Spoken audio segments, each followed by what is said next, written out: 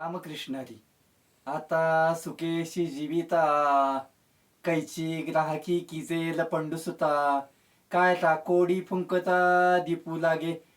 श्री गुरु ज्ञानोबराय सांगतात, या जगातल्या बाजारातली असली कुठली वस्तू घ्यावी की ज्याच्यामुळे जीवाला सुख प्राप्त होईल, तर अशी कोणतीही वस्तू या जगाच्या बाजारात नाही.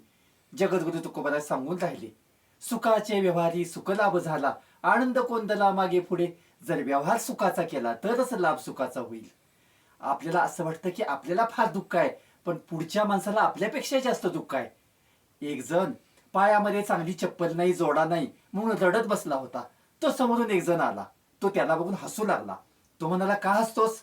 तो म्हणाला, तू का रडतोस? अरे, मला जोडा नाही, चप्पल नाही म्हणून मी रडतो आहे. तू का हसतोस? त्याने आपली पॅन्ट वर केली तर त्याला एक पाय प्लॅस्टिकचा बसवला होता.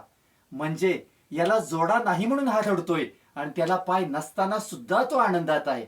म्हणजे आपल्यापेक्षा पुढच्याचं दुःख मोठं आहे असं समजून आपण सुद्धा आनंदाने सुखी राहिलं पाहिजे. जसं राग फुंकून दिवा लागणार नाही, तसं दुःख करून आयुष्यामध्ये सुख येणार नाही. म्हणून जीवनात सुखी असलं पाहिजे, आनंदी असलं पाहिजे, असं श्री गुरु ज्ञानोबराय तुम्हा आम्हाला सांगतात. रामकृष्ण हरी.